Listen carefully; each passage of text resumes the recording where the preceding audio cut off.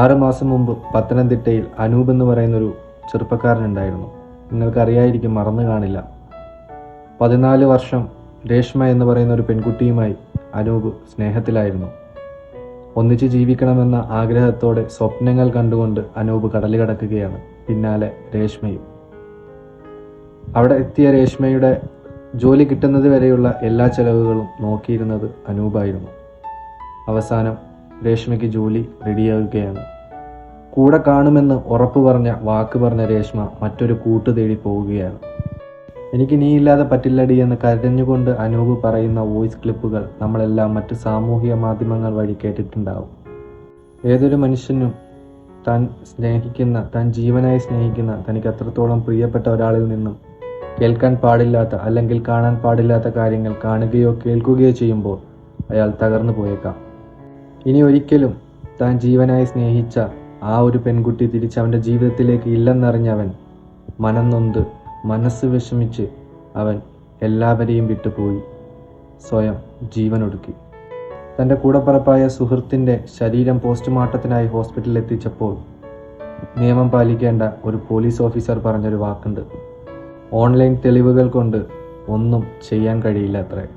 അനൂപിൻ്റെ കാര്യത്തിൽ മറ്റൊരാളെയും പ്രതിയാക്കാൻ കഴിയില്ല. അനൂപ് മനസ്സ് വിഷമിച്ചിട്ടാണ് ആത്മഹത്യ ചെയ്തതെന്ന്. അല്ല സാർ, ഞാനൊരു കാര്യം ചോദിച്ചോട്ടെ? ലോകത്ത് നടക്കുന്ന ആത്മഹത്യകളെല്ലാം മനസ്സ് വിഷമിച്ചതിൻ്റെ പേരിലാണ് നടന്നിരിക്കുന്നത്. സന്തോഷം വന്നതിൻ്റെ പേരിൽ ഇന്നതുവരെ ഈ ലോകത്ത് ഒരാളും ആത്മഹത്യ ചെയ്തിട്ടില്ല.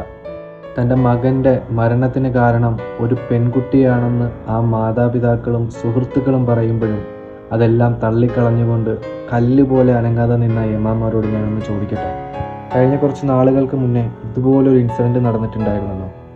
ട്രിവാൻഡ്രത്ത് ഒരു സോഷ്യൽ മീഡിയ ഇൻഫ്ലുവൻസർ ആയിട്ടുള്ള ഒരു പെൺകുട്ടി ആത്മഹത്യ ചെയ്ത ഒരു ഇൻസിഡൻറ്റ് നിങ്ങൾ അറിഞ്ഞിട്ടുണ്ടായിരിക്കും. ആ ഇൻസിഡൻറ്റിൽ ആ പെൺകുട്ടിയുടെ എക്സ് ലവറിനെ പോലീസ് അറസ്റ്റ് ചെയ്യുകയാണ്. 4-5 മാസം മുന്നേ ബ്രേക്കപ്പായ ആ പെൺകുട്ടിയുടെ എക്സ് ലവറിനെ പോലീസ് അറസ്റ്റ് ചെയ്യുന്നത് ആ പെൺകുട്ടിയുടെ മാതാപിതാക്കളും സുഹൃത്തുക്കളും ചേർന്ന് കൊടുത്ത കംപ്ലൈൻ്റാണ്.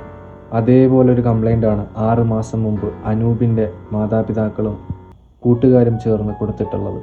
അതിനെക്കുറിച്ച് ഒരു രീതിയിലുള്ള ഇൻവെസ്റ്റിഗേഷനും നമ്മളുടെ സർക്കാരോ പോലീസോ ഇതുവരെയായിട്ടും അന്വേഷിച്ചിട്ടില്ല. എന്തുകൊണ്ട്? ഒരു പെണ്ണ് മരിക്കുമ്പോൾ കടിച്ചു തൂങ്ങി മെഴുകിക്കിടക്കുന്ന മീഡിയാസൊക്കെ ഇന്ന് എവിടെ പോയി? ഓരോ ചെറിയ കാര്യങ്ങൾക്കും ഹർത്താലും പ്രതിഷേധങ്ങളുമായിട്ട് മുന്നോട്ട് വരുന്ന രാഷ്ട്രീയ പാർട്ടികളൊക്കെ ഇന്ന് എവിടെ പോയി? ഒരാണായി ജനിച്ചത് കൊണ്ട് കരയാൻ പാടില്ല എന്ന് എവിടെയും പറഞ്ഞിട്ടില്ല. ആണുങ്ങൾക്കുമുണ്ട് സാർ വിഷമങ്ങളും ബുദ്ധിമുട്ടുകളും പ്രയാസങ്ങളും കഷ്ടപ്പാടുകളും എല്ലാം. പക്ഷെ അതൊന്നും നിങ്ങൾ മനസ്സിലാക്കുന്നില്ല എന്ന് മാത്രം. കഴിഞ്ഞ 3 വർഷത്തെ ഏകദേശം ഒരു കണക്ക് നോക്കുകയാണെങ്കിൽ കേരളത്തിൽ ഏറ്റവും കൂടുതൽ ആത്മഹത്യകൾ ചെയ്തിരിക്കുന്നത് ആൺകുട്ടികളാണ്, അതും ചതിക്കപ്പെട്ടവർ. ഇക്വാലിറ്റിയെക്കുറിച്ച് വാദോരാതെ പ്രസംഗിക്കുന്നവരൊക്കെ ഇന്ന് എവിടെ പോയി? ഒരാണിന് നീതി കിട്ടാതെ ആയിട്ടുള്ള ആദ്യത്തെ കേസല്ല അനൂപിൻ്റേത്. ഒരു മകൻ്റെ മരണത്തിൽ ദുരൂഹത കണ്ടുകൊണ്ട് കേരള ഗവൺമെൻറ്റിൻ്റെ സപ്പോർട്ടും കാത്ത് ആ കേസിൻ്റെ ഇൻവെസ്റ്റിഗേഷന് വേണ്ടി ഒരച്ഛൻ ഇറങ്ങിയിട്ട് 3 മാസം കഴിയുകയാണ്. അടുത്ത മിഥു മോഹൻ്റെ കേസ് എന്തായി? പോലീസുകാർക്കെല്ലാം മിടുക്കിയായ ഒരു പെൺകുട്ടി, ക്രിമിനൽ പശ്ചാത്തലമില്ലാത്ത വെറും 22 വയസ്സ് മാത്രം പ്രായമുള്ള ഒരു പെൺകുട്ടി ചെയ്തത് തൻ്റെ കാമുകനായ ഷാരോണിന് വിഷം കൊടുത്ത് നൽകിയതാണ്.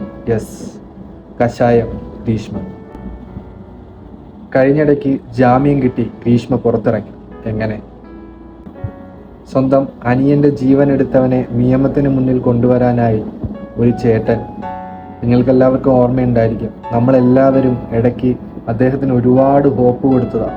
സോഷ്യൽ മീഡിയ മൊത്തം നിറഞ്ഞു നിന്ന ഒരു പേരായിരുന്നു ജസ്റ്റിസ് ഫോർ ശ്രീജിത്ത്. അദ്ദേഹം ഇന്നും കിടപ്പുണ്ട്. ദിവസങ്ങളോ ആഴ്ചകളോ മാസങ്ങളോ അല്ല, വർഷങ്ങളായി 9 വർഷത്തോളം അദ്ദേഹം സെക്രട്ടേറിയറ്റിൻ്റെ ഫ്രണ്ടിൽ കിടക്കുകയാണ് സ്വന്തം അനിയന് നീതി ലഭിക്കുന്നതിന് വേണ്ടി. ഇതുപോലെ എത്രയെത്ര കേസുകളാണ് സാർ കേരളത്തിൽ നിന്നും നീതിക്ക് വേണ്ടി കിടക്കുന്നത്? എന്ത് നടപടിയാണ് ഉണ്ടായത്? എന്ത് നീതിയാണ് കിട്ടിയത്? നമ്മൾ ആണുങ്ങൾക്ക് വേണ്ടി സംസാരിക്കാൻ നമ്മളുടെ ഫാമിലിയും നമ്മളുടെ കൂടപ്പിറപ്പുകളായിട്ടുള്ള കൂട്ടുകാരും മാത്രമേ നമ്മളുടെ കൂടെ കാണുകയുള്ളൂ എന്ന് നമ്മളെപ്പോഴും ചിന്തിക്കുക. നമ്മളുടെ സർക്കാർ ഉറങ്ങുകയാണ്. 6 മാസമായിട്ടും അനൂപിൻ്റെ മരണത്തിന് ഉത്തരവാദിയായ പെൺകുട്ടിയെ കസ്റ്റഡിയിലെടുക്കാതെ കണ്ണടച്ചിരിക്കുന്ന നമ്മുടെ കേരള സർക്കാരിൻ്റെ കണ്ണ് തുറക്കും വരെ നമ്മൾ പോരാടണം. ഒരു പെണ്ണിന് വേണ്ടിയുള്ള നിയമങ്ങളും മാറ്റാൻ നമ്മൾ പറയുന്നില്ല, പക്ഷേ നിയമങ്ങൾ എല്ലാവർക്കും ഒരുപോലെയാകാം. ഇവിടെ ഈ കേരളത്തിൽ ആണുങ്ങൾക്കും ജീവിക്കണം സാർ. 3-4 മാസം മുമ്പ് നിലച്ചുപോയ ആ ഹാഷ്ടാഗ് ജസ്റ്റിസ് ഫോർ അനൂപ് എന്ന ഈ ഹാഷ്ടാഗ് ഇനിയും നമ്മളുടെ സോഷ്യൽ മീഡിയകളിൽ ഉയരണം. Justice for Anoop and justice for boys.